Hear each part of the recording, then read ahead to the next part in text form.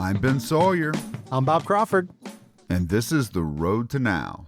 This week we have two guests joining us. The first is my MTSU history colleague, Andrew Fialka, who specializes in the Civil War, and the other is illustrator Andrew Carmen. And these two gentlemen have recently published a fantastic new book, and I mean that. It's so engaging. The title is Hope Never to See It, a graphic history of guerrilla violence in the American Civil War, and there's so much to talk about here. But if it's okay with you guys, before we get to the images, let's start off with the context. The book is about the Civil War, but you're looking specifically at guerrilla warfare, a topic that was long pushed to the side and treated as largely insignificant in Missouri, that itself gets little attention in popular accounts of the war. But the story you tell makes clear that both guerrilla warfare and what happens in Missouri play a central role in both the years of the war and in what happens when the war ends in 1865. Could you talk about that? Okay, so to come full circle on this, the reason why this kind of violence was pushed under the rug is because it was pushed under the rug at the archival level. The federal government is the one that creates the official records of the Union and Confederate armies after the war in the 1880s. And the U.S. government's putting this together, and they say, well, we need both sides of the story. We need the Confederate records as well. But the Confederate Army burnt down the Capitol when they left. When they fled Richmond, Virginia, they burnt it down. So all the Confederate War Department's papers were burned. So the only real documents that were left on the Southern side were in state archives. And when the feds went to the Southern states after the war and said, hey, turn over your stuff, the Southerners said, screw you. No, absolutely not. So the federal government said, let's make a deal. What do you want? And essentially the Southerners said, well, we want a guy on the committee. We want a guy on the committee that decides what stays, what goes in the record, and what is out. And so what happened is both sides kind of got to hide what they wanted to hide if the other side agreed to. So I'm oversimplifying quite a lot here, but Northerners did not want how they treated Southern civilians in the record, and Southerners did not want racial violence in the record. So all these records of sort of the nastier side of the war, the guerrilla side of the war, they're in the National Archives, but they weren't published with the official record that was put out by the federal government. So American Civil War historians went after the low-hanging fruit for a long time because that's kind of what you do. You go after the easy records first. But really, since Vietnam, American Civil War historians have been much more interested in guerrilla war. And they started looking for guerrillas in state archives and local archives. And the more they looked, the more they found. So this has just been like building and building, and all this evidence has been building for the past 5 decades. And it's kind of one of those things where academia knows all about it at this point, but it's just hasn't cracked the American pop culture yet. There's been a couple movies like Ride with the Devil and stuff, but the story's not totally out there. So yeah, the attempt was to bring it out in a big way. Our guests are two very talented individuals. And if you hold this book and you look at this book, and like Ben said, this is a graphic novel, Hope Never to See It, a graphic history of guerrilla violence during the American Civil War. I have to read this quote from it's called The Context, but it's the introduction for the book. First, we know that the history that lies inert in unread books does no work in the world. So I read that. I was like, how do historians reach the historically curious, but not the history buff? How does the historian reach outside of academia, right? Outside of the cocooned little world in which they operate? There are so many great historical books and historical papers that never get read, and history that is told but not heard. I'm going to continue on. Civil War historians are a big and productive bunch, but we can always better diversify the ways in which we broadcast our research. Second, this book aims to re-immerse ourselves in the nightmare of history rather than resting easy while dreaming that it is dawn and we have awakened. So these two quotes here in the introduction of the book kind of lay out what I love so much about this book. One, we need to get better, as those of us who research history, at delivering to the general public.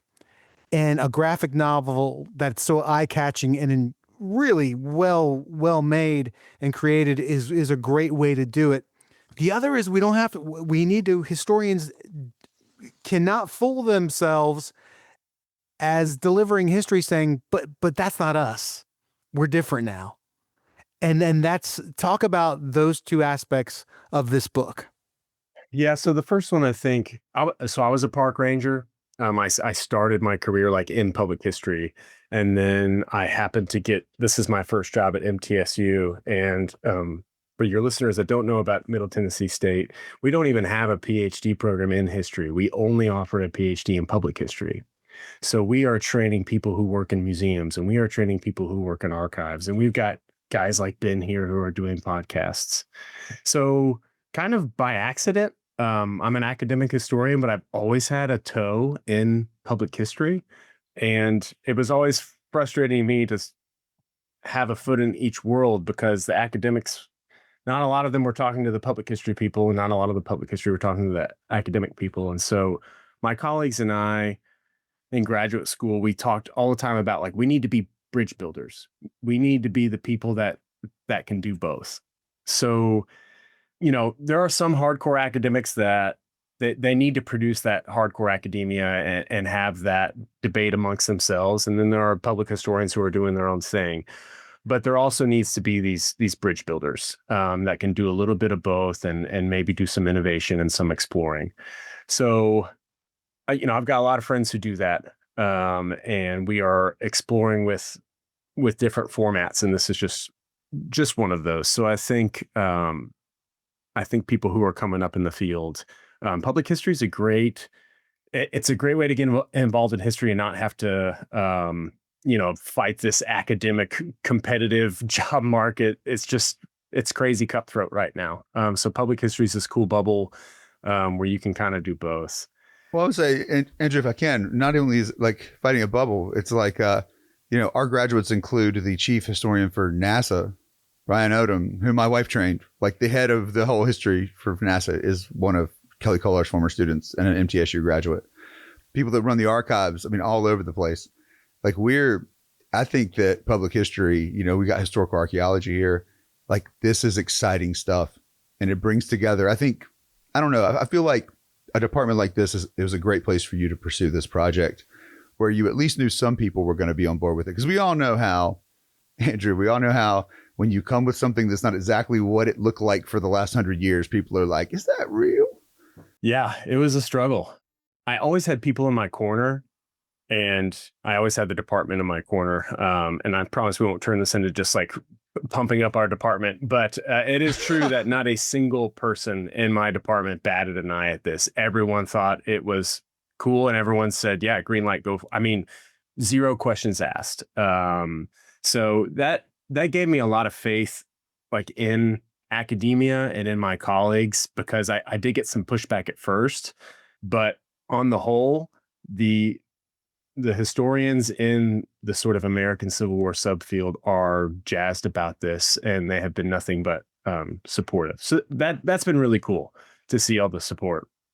So let's get into it though, Andrew, because we've talked about your documentation. We've talked about, finding the space for it, but really it's not just that you're trying to get outside of the academy. You're trying to get past barriers. You were talking about in this work, an incredibly controversial, uncomfortable topic. One that is not one we frequently want to talk about. So could you tell us briefly the story of this guy, Turman, aka Harry Truman, his role as a guerrilla fighter, and how this plays out in the Civil War and what we can learn about it? Yeah, so there's kind of two main characters. One is a pro-Confederate guerrilla named Bloody Bill Anderson, and he commits a massacre against Union troops and some very one-sided ambushes against Union troops in the book, and we kind of show those. And then the other character is on the U.S. side, and he serves as a spy. The terms they use are a little wonky. He's called a scout or a detective or a spy all at different times. But he is acting like a guerrilla and infiltrating their bands, these pro-Confederate guerrilla bands. He's out in the field.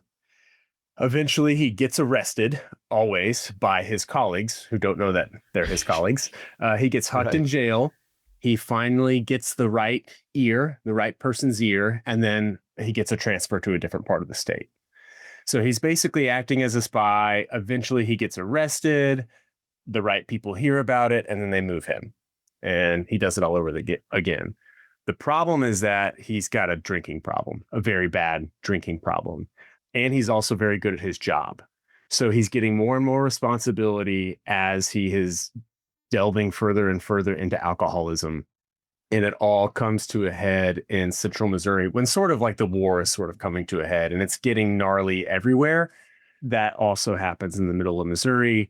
And he just kind of starts going after civilians. The way guerrilla warfare works, they don't have a quartermaster general like the regular army to get their supplies. They have to get them from people, mainly women, mainly white women in the state of Missouri.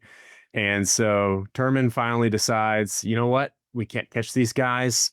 Let's go after their supply line, their domestic supply line. So he just kind of goes on a killing spree for a couple of weeks.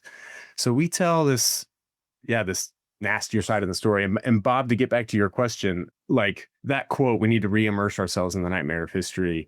This fear, like if you only focus on the positives of history, what can happen is that we can convince ourselves that we've solved all these problems. Like, oh, we got that racism thing figured out. I mean, we got that war thing figured out.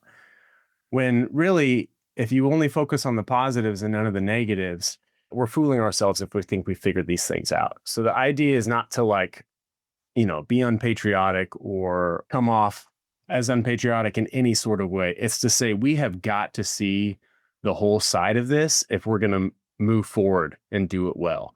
And, the recent failures in Vietnam and Afghanistan and the Middle East in particular is what, this is like current pressing need to see all sides of a guerrilla conflict. I want to talk about that here in a minute, but first, we're 15 minutes in. We haven't spoken to the illustrator. Amen. Hi. Anderson Carmen, welcome. I'd never seen someone scalped before. Yeah, something. So talk about working with Andrew and what were the conversations like that helped you create these incredible illustrations? Yeah, so one of my former professors at Savannah College of Art and Design moved to teach at MTSU. And so he met with Andrew, and initially Andrew was going to work with Doug on the book, but Doug didn't have time to schedule or whatever reason. So Doug who? Doug Dabbs. He teaches illustration at MTSU. So he recommended me because when I first went to school, I was a little bit more cartoony, like just generally. But then Doug is much more naturalistic and a lot of rendering. And so I learned a lot from him, and I kind of took on a lot of his look. So we're still different, but I can see why he recommended me for the job because it's in the same vein of where he would have taken it. Yeah, so that's how we got connected. And then from there, I am not a history guy, like remotely.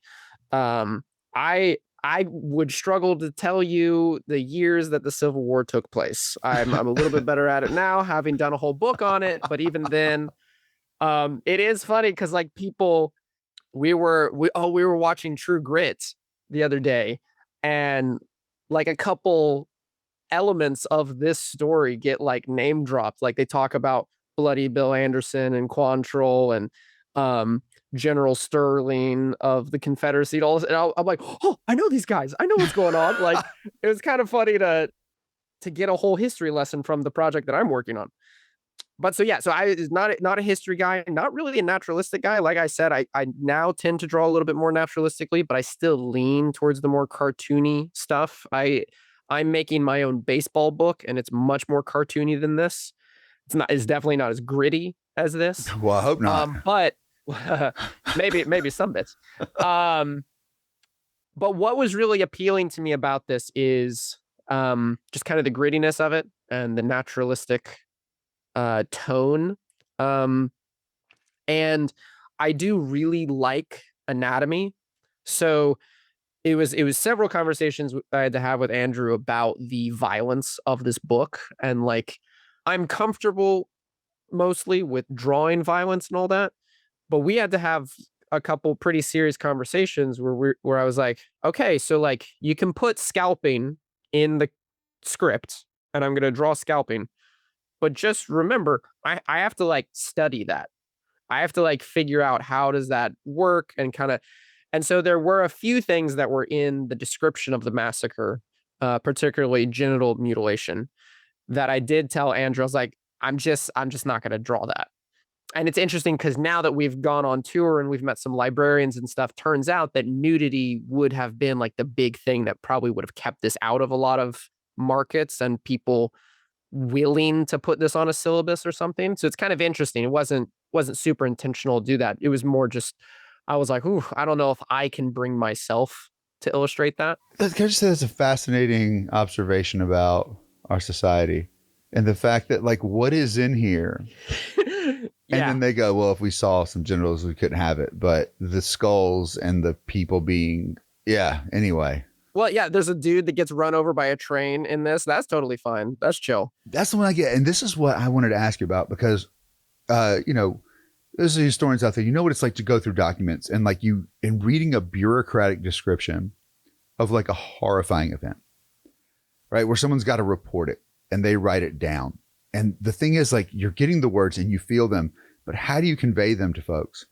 And there's moments in here where you're telling the story and then it stops and the panels tell the story.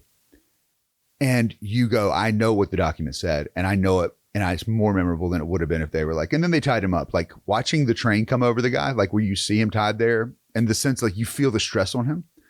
And I just wonder, like, how did you go about capturing those images in the ways that you did? Did you throw away a lot of stuff? Did you rewrite? Like what? Well, Andrew is a great collaborator. I attribute this mostly to he's also a musician and like particularly kind of jazzy stuff and willing to kind of roll with the punches. And comics specifically as a medium are super collaborative because yes, you're turning written into visual. And usually it's a very small team. So you're trying to figure out, he needs to convey that this dude's going to get run over by a train. And I only have so many pages, so much canvas to be able to show that.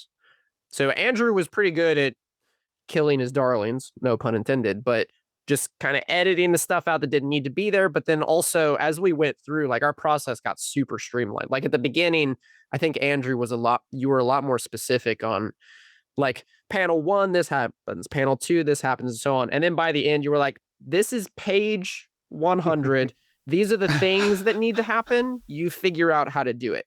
And that was great because that's what I want to hear as an illustrator. Is like, here are the beats, here's the text.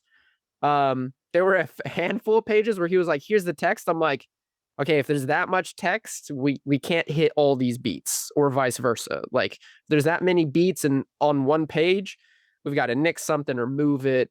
So yeah, there was a lot of like reconfiguring of the story as we went. The whole book plays by the rules. And this is what I love about it. Right off this is the thing is like, how do you play by the rules of a historian?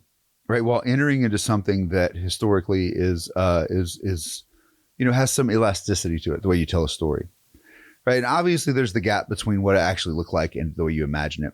But from the very beginning, and this is what I love, when Andrew told me about this project, I was like, well, how would you even convey to people what's a primary source? What are their words? What are words you're putting in there? And yet, from the beginning, there's a key that says, when it looks like this, these are direct sources. When it looks like this, these are my words. And it's a simple system. I can't even wrap my head around how you figured out how to do this in such a streamlined way. So I just wonder, like, Andrew, as you were looking at Anderson's drawings coming in, did you ever that must have been a lot of pressure on you to be like, okay, he's drawing this amazing thing, but I'm going to be the one who actually gets routed if something is inaccurate. Like the guy's using a gun from the 1970s or something. Yeah. And I'm really stressed about that. And luckily my wife's father is an avid firearms collector and took me out in the woods to shoot all of the guns that are in this book. So I knew the sound that they made. And like, instead of bang, it's boom, because it's such a low pitched sound when you fire one of these old 1860 revolvers. It's just crazy amount of research that way. The big thing with getting this right was the redesigned EndNote system. Because a lot of graphic histories out there have bibliographic essays, and they sort of get knocked for like not being as scholarly, as rigorous as a monograph's scholarship. So the big thing was making sure that we had an endnote system that was just as rigorous as an endnote system for a monograph. We didn't put a single word in anyone's mouth. We only used direct quotes for dialogue. And then we had to design sort of how me as the historian, I was going to put my voice in there. So there's 2 of those textual chapters that sort of carry a lot of that weight. And then I am sort of narrating a little bit within the chapters, but it's mostly just a ton of homework in primary sources to make sure I had enough dialogue to actually carry the story. And then this went through peer review, and we kind of got,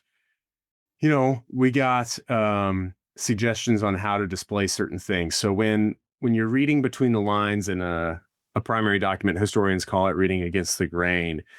There's insinuations and there's different meanings to words, and we had to figure out ways to illustrate all that. How do you do that visually? So if we could, 99% put someone in a place, but not 100% put someone in a place, Anderson will say, well, let's just put him there in silhouette. So, it's kind of like, yeah, everyone can pretty much figure out that he's there, but we're not 100% on it. And that reflects what the historical record shows. So we found all of these ways to do what historians are doing, but do it visually instead of in text. And one of my favorite things about comic books is that the story is in the images.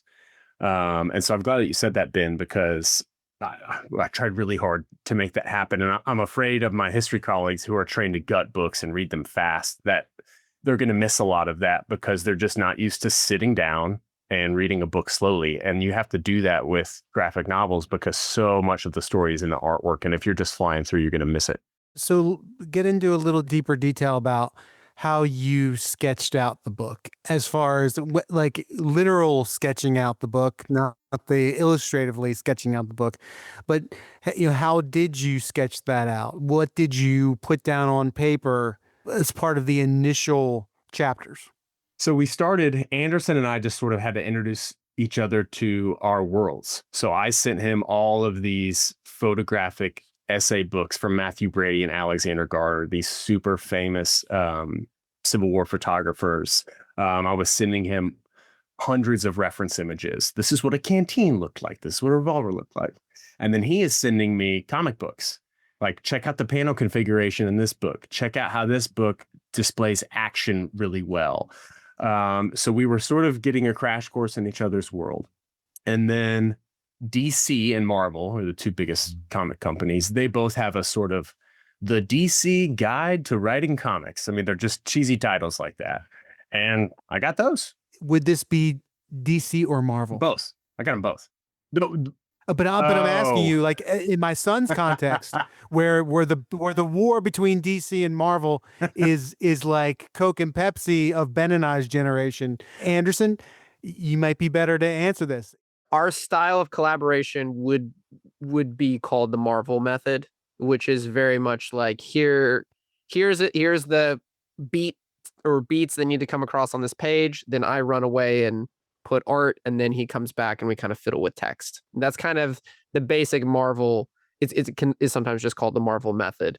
And that's been, I mean, nowadays there isn't really as much a prescribed method because comics are kind of, even though they're pretty big businesses, they're still pretty independent. Like, it's small teams working on things. There are a few corporate aspects of it, but mostly it's however the writer and the illustrator, sometimes that's the same person.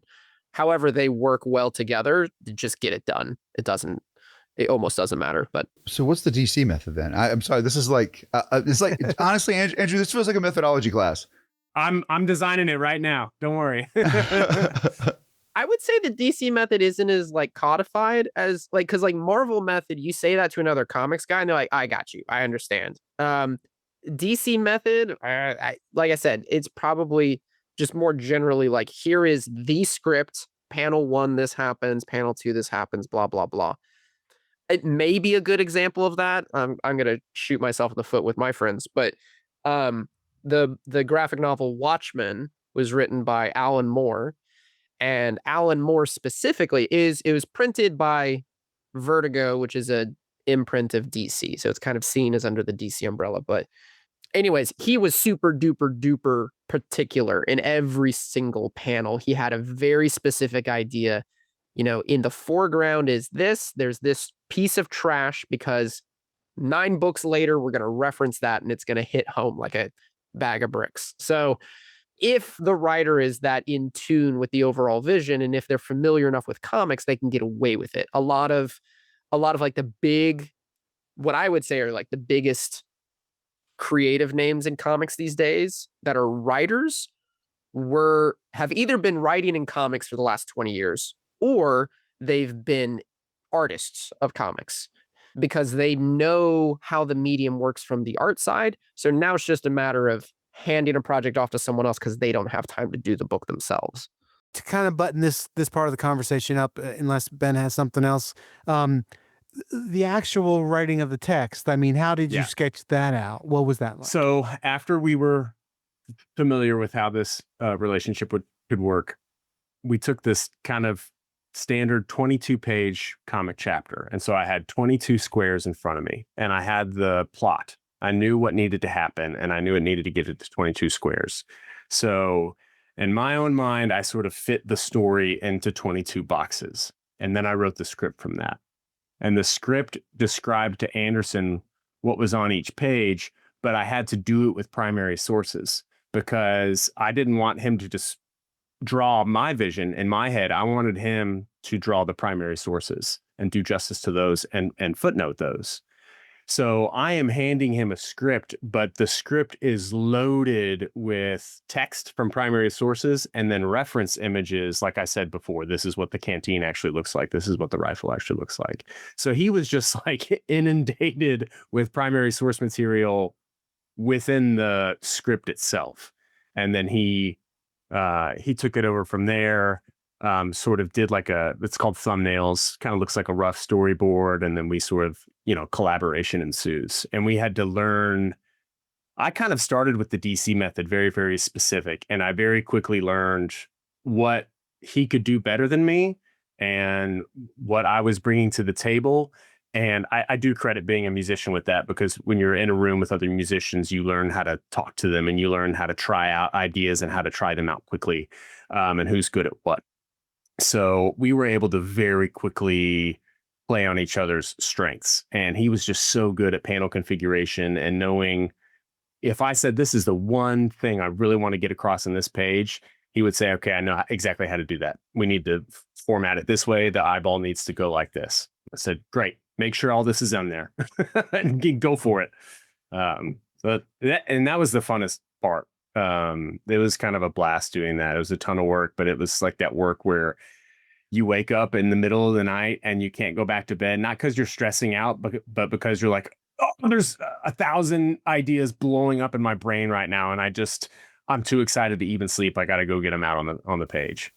What's fascinating to me when you think about all this is there's 2 things you're up against. One is you're talking about this form of violence that makes nobody happy. And within that, you are telling a story in which there are really no good guys or bad guys about the Civil War.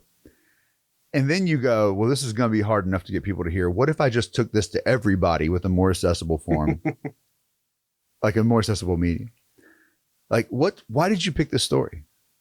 So in some ways, the story picked me. My graduate advisor, my PhD advisor, his name's Steve Barry. He's at the University of Georgia. He beat me over the head. He beat all his graduate students over the head with the saying, form follows function. This is one of his big lessons. And that whatever the purpose of your argument or your sources is, you need to choose the correct form to do those justice. Don't try to cram your sources into some form just because you think it's cool. So I actually had this story since I was an undergrad. And I tried to write it kind of like a biography in all these different ways and use it as an anecdote. And my wife stayed on me and just said, like, you haven't done this justice yet. You haven't figured this thing out yet. And I had never read graphics. I read Calvin and Hobbes as a kid in the Sunday newspaper, and I read some Walking Dead when that got popular. But I was not familiar with the genre. And someone gave me Watchmen in graduate school, and from the very first page, I just knew. I was like, this is how this primary source needs to be told. It has to be, this is the format for it. So it was just kind of sticking to my guns as far as this is how I was taught to do history properly, was to have form follow function. And I know the right form as a graphic, and now I've got to go figure out how to do that. So I wasn't trying, again, like we weren't trying to be gory for gore's sake. We weren't trying to, we just thought that this was the right way to tell this story.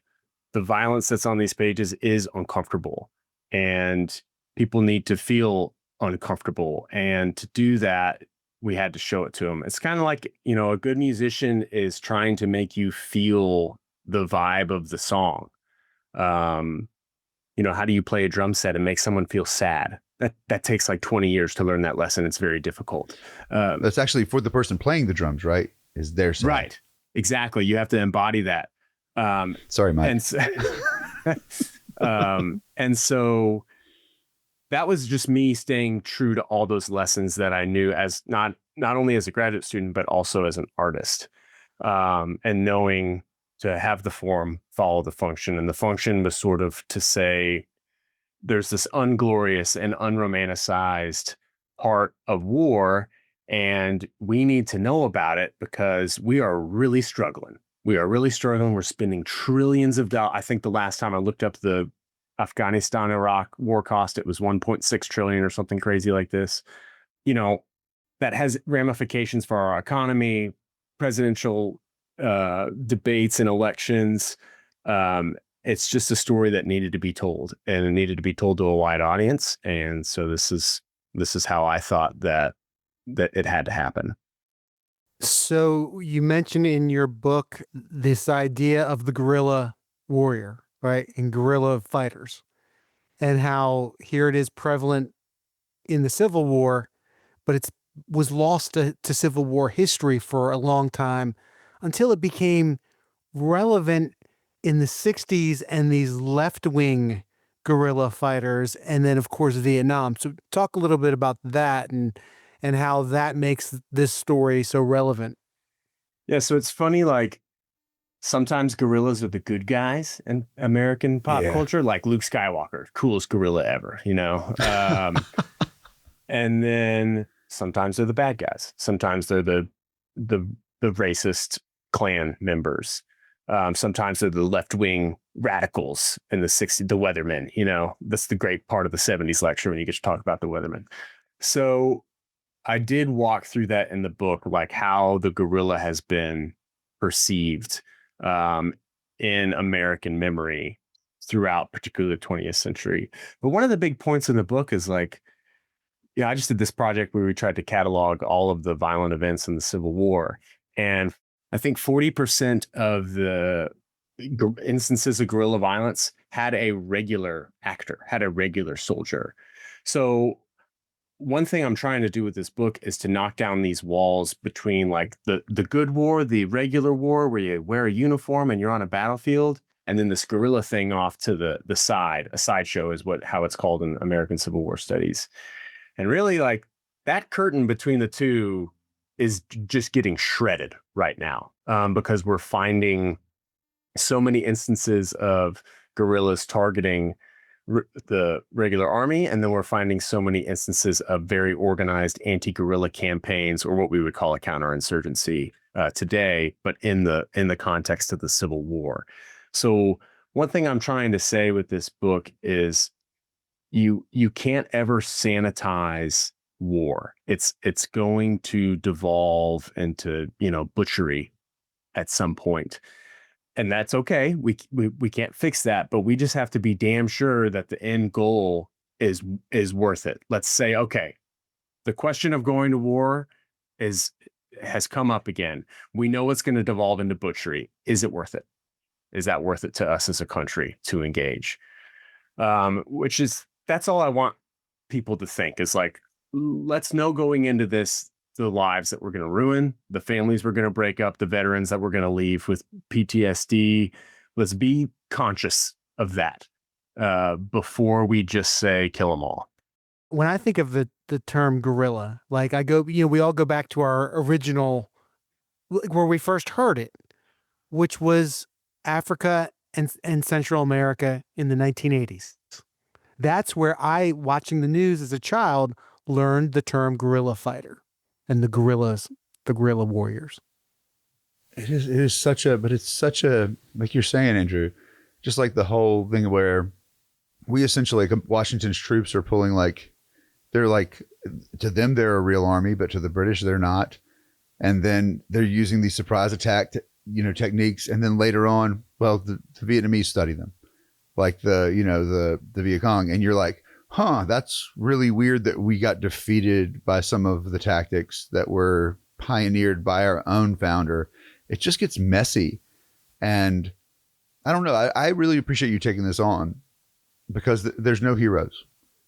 Like the ones who will win from this book are the people now who read it and take away the lesson that this stuff spirals out of control. And your accounts of the fact, like the tit for tat, and that we're going to punish your family because you punished our family, and a war can end and you can sign agreements. But that animosity, that hatred, that revenge, which I just was listening to this new research coming out, that revenge almost triggers the same parts of your brain as like addiction does. And when you run on it, like, it is just unhealthy for you. And, no one's ever purged their way out of problems. Just ask Stalin. And I think it's good to remember, and this book does it well. Anderson, I got one more question for you, if you don't mind. When someone approaches you with a topic like this, I mean, obviously you're the one who makes it come to life, but because you're collaborating with people, obviously you like, how do you approach who you pick to work with and which things you say no to? So comics, one really tricky thing is it's a very isolating business because it is such small teams. You can do it from anywhere. It's often you're collaborating with someone like I am from a completely different state, sometimes a different country. But some stuff that I've talked to some of my buddies in the industry about is it either needs to be no or absolutely yes. Like, and earlier in my career, there were a lot more, I guess I can do this, or it's a paycheck, kind of thing. So there are definitely seasons in my career where I'm like, you know what? I don't really want to be doing this project, but this is what I've got available, and nothing else is popping up. But probably the trickiest part about choosing a good collaborator is you don't know if they're a good collaborator until you start collaborating with them, right? So it's definitely something that I've got to check in, like, during the process of creating something. Because Andrew, you've definitely spoiled me in terms of the standard of a collaborator, because I've worked with a couple people since who haven't been quite as easy to collaborate. However, since I know that this is like possible and that this creates a good final product, I've been able to initiate difficult conversations with people that aren't collaborating as well. So, for example, I had someone who I was making a comic with, and it was just a little difficult to collaborate at first because they were coming from the animation industry, which is very close to comics. So they understand art, they understand visual storytelling. However, it's just to the, side of comics. So some decisions, some things that they really wanted to make sure were in the project just couldn't work in comics, right? So initially I was like kind of wringing my hands going, they're asking for this and we just can't do it, but they're being really insistent. And, like 5-10 years ago in my career, I would have been like, okay, you're the boss, whatever.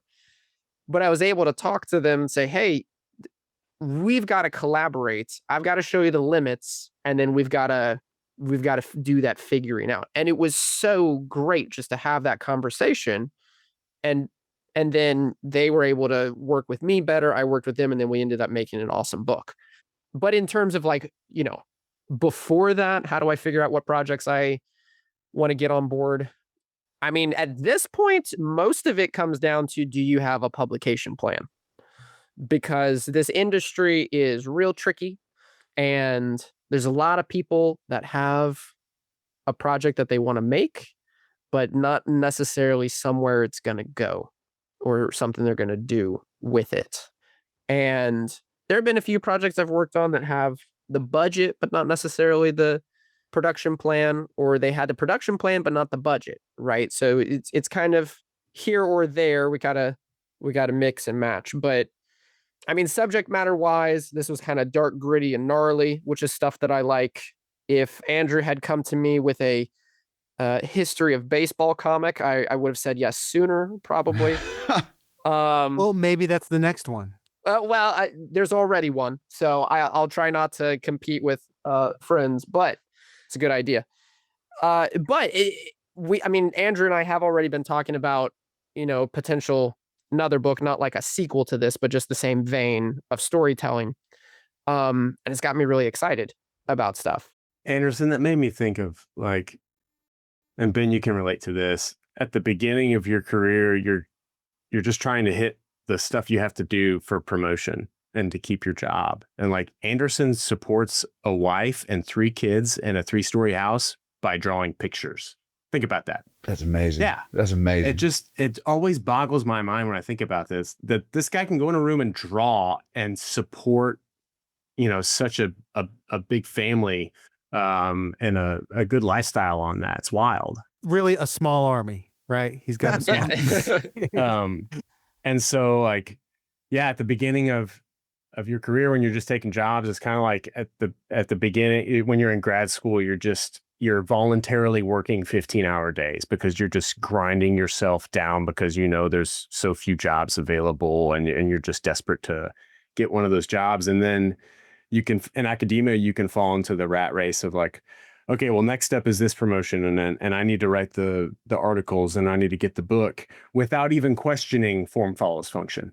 You just go along with the plan because you've got kids at home, and you're stressed out about your mortgage and everything, and you just kind of go along with what is going to be stable. And so, like, there were so many times when I was writing this when I thought, why did I do this as my first book? Why did I do this? I'm going to get fired. I'm not going to publish this book. I'm going to have to go home and tell my wife, like, keep working. Cause it's not happening on this end. It is hard to put like your choice of what you want to work on, above like the economic realities we all have. And I think Anderson and I caught each other. We were both like early and on the way up. So we were this mix of like, all right, we're both still willing to like burn the candle at both ends and work really hard. But we also kind of like, we're really into the project. So that's good. Like, I physically can't burn the candle at both ends anymore. I'm just fried from being a dad for so long. I can't just work those kind of days. Andrew, can I ask you, and you talked about this a little bit at the outset, this isn't, I didn't look at this as I looked at this as a historical rigor involved, accurate, well-sourced telling of this moment in history, but I didn't look at it as an academic work. You know what I'm saying? And to hear in your description, you're balancing, because I looked at this as art, but his history, and with just as viable as I'm looking up here at books about John Quincy Adams, like a Randall Wood's John Quincy Adams 700-page biography. It's just as rigorous and reliable and important to the historical record. But this book is what's amazing about it is it jumps out of the pile of those books. And it's as much art as it is rigor, academic rigor. But when, as you tell it, you're telling it from, in the conception of this book, this needs to be part of my academic record, as opposed to saying, I know this subject, I've spent my life studying it, I'm going to bring it to life and create a graphic novel based on it. So to talk about the balance between, art and academy. Anderson at Comic Cons will with people are kind of looking at it, they're kind of going like, what is it? Anderson will say, it's not based on a true story. It is a true story. So wait, you guys took this to Comic Con. We've done a you guys whole have book tour. We're doing another one in the fall. Yeah. From cons to army bases to public library lectures to university lectures. I mean, we kind of straddle both worlds. Okay, so talk about the reception, and I know I gave you a question. I'm going to put that one down and say, talk about the reception in the comic book world as opposed to the reception in the academic world. Both great. Yeah. And that's what's cool about it. Like I went to C2E2, which was the big Comic Con in Chicago with Anderson, and we sold out. We didn't bring enough stock. And it got so bad to where we're running low on stock, and Anderson was like, well, I'll do a sketch on this one and upcharge it. We'll sell it for 50 instead of 20, and no one will buy it. So we can show it to people. And someone bought it within like 20 minutes. So yeah, and we do comic book signings on the same tours as we do like public library lectures and talks. And we've gotten receptions at both. And that's what's cool about it is you can just read the story. If you're just into the art, that's fine. You can just see it as an academic text if you want to do that and kind of, rip through books the way we're trained to, or hopefully people do both. Has it made its way into syllabus? Yes. It's been assigned on quite a lot of syllabi this fall, mostly with professors that I know in Missouri. So the guy who teaches at Mizzou and the woman who teaches at University of Missouri, Kansas City. Some people here have assigned it. I mean, we're always looking for ways to engage 18-year-olds who are more concerned about, getting drunk at the party Friday night than their homework. That's kind of the eternal battle we're up against.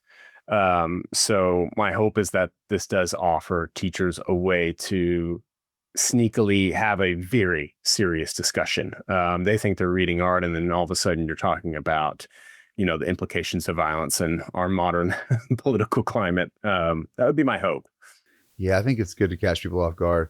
There's just something telling about when Bob was saying, he goes, this is incredibly well researched, documented, like all these things. And he basically describes what we would want academic work to be. And he goes, but I didn't really see it as an academic work.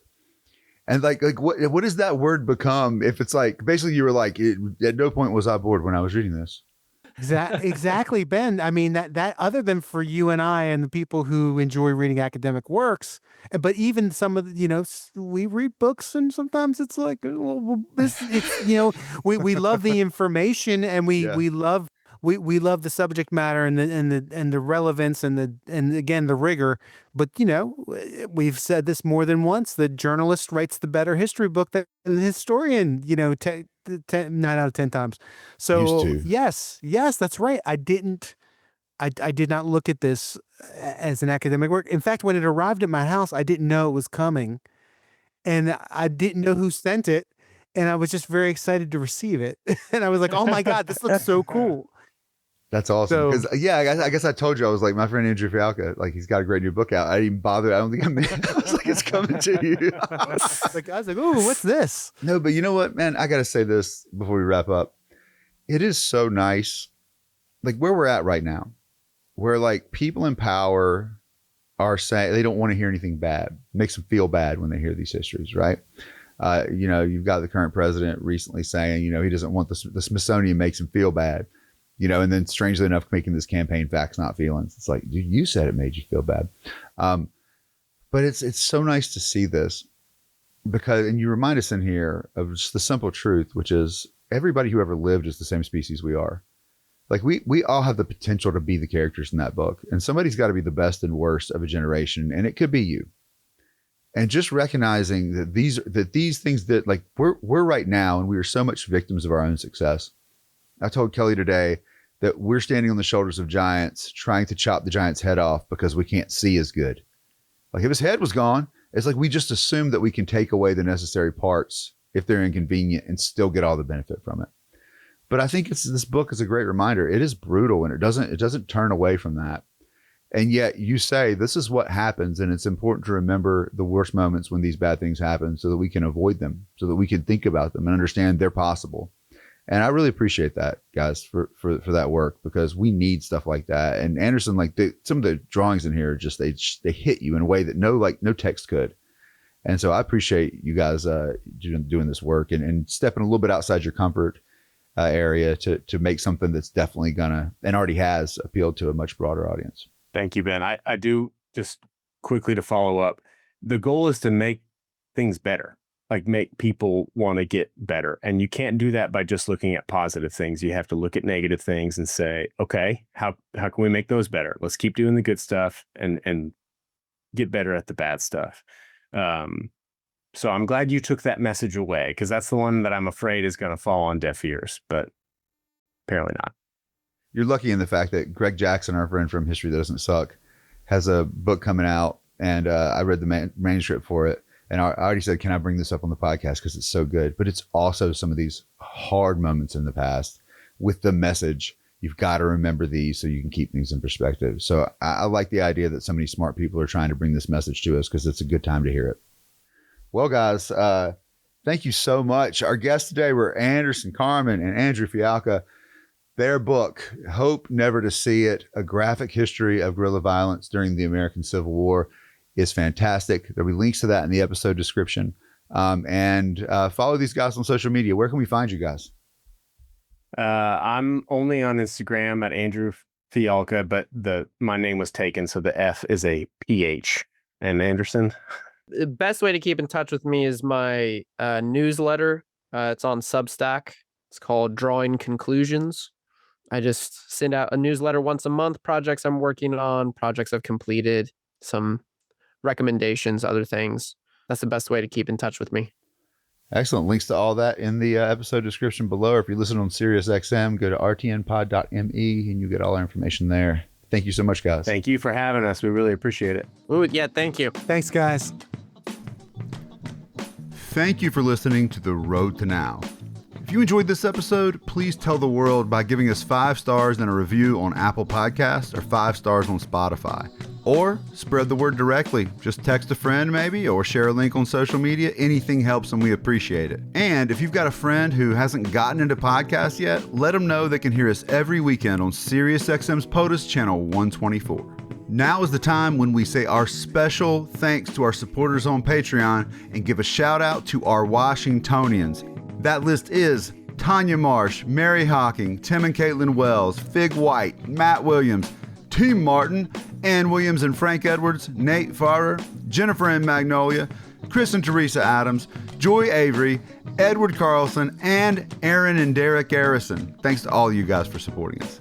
If you want to support our work and maybe get on that list, you can join us on Patreon at patreon.com/theroadtonow. You'll get extended versions of select conversations, extra episodes, bonus materials, and more. That's all available at patreon.com/theroadtonow. For more on the show, visit our website, theroadtonow.com, where you can easily search our back catalog and quickly find links to content. Why is it so good? 7 Ages Design. That's who made it. If you're looking for a website, go check them out. The Road to Now is hosted and produced by Bob Crawford and me, Ben Sawyer. Our associate producer is Gary Fletcher. This episode was edited by Gary Fletcher, and our theme music, like pretty much always, was by Paul DeFiglia. For Bob Crawford, this is Ben Sawyer. Thank you for listening. Take care.